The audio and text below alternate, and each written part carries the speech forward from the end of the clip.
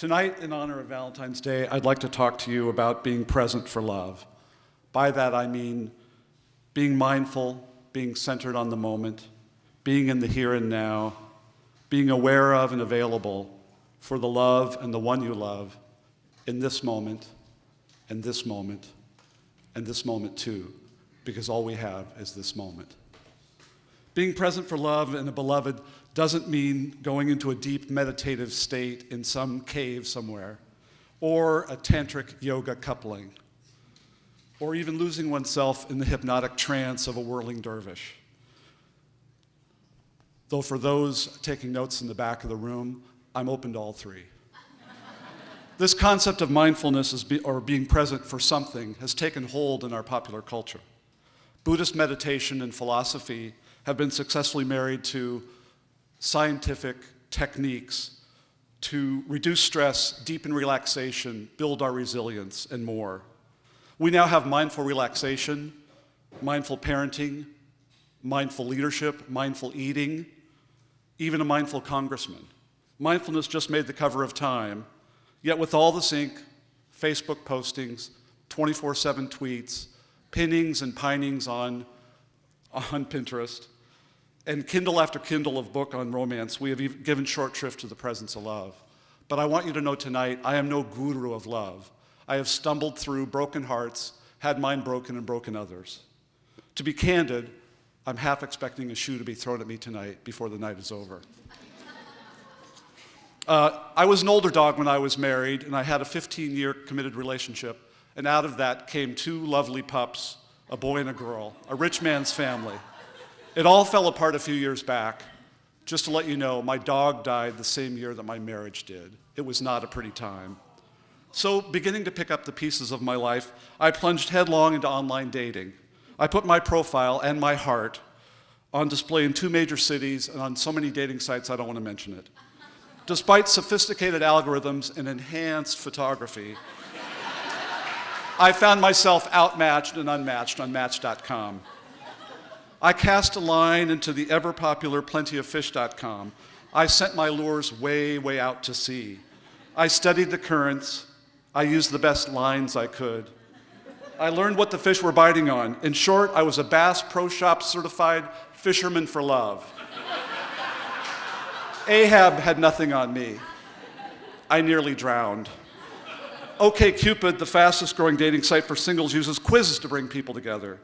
I tried it. Questions like, are you conservative or liberal? Do you drink alcohol never socially or every damn chance you get? Do you own more than one bong? These questions didn't cut it for me. In short, I was not okay on OkCupid. Sometimes I was the man in this cartoon, checking 2 email accounts, sitting on Facebook, as my friends like to say, tweeting, laying tiles down on Words with Friends, but missing that I had a friend or maybe even something more across the table from me. Has being present for love advanced much? Compare this modern day scene at Starbucks to Degas' 1876 painting. It looks like we merely have exchanged caramel macchiatos for absinthe. I don't think it's the camera angle or the painter's perspective. These couples are barely coupled. We've invented the third screen and the third place, creating new opportunities for social interaction.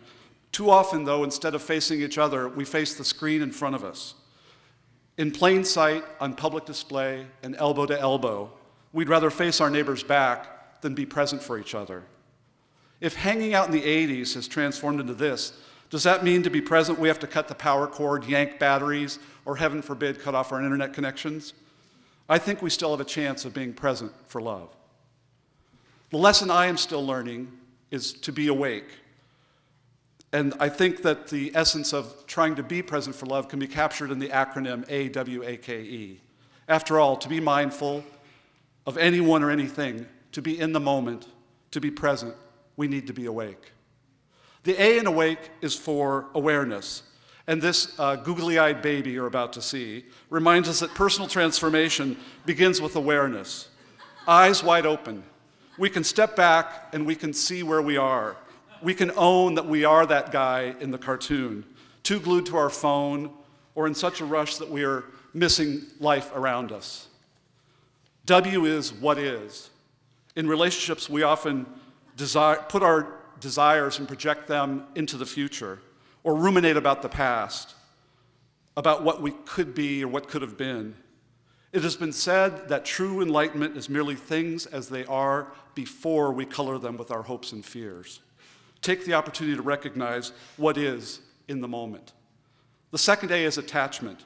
To be unattached to the outcome of a situation helps create intimate relationships. This is an easy concept to test. In your next discussion, your next difference of opinion, simply listen.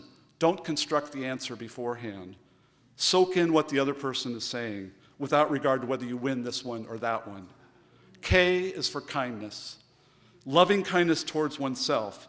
The tough self-talk we give ourselves to be better, more accomplished, perfect, can be our undoing.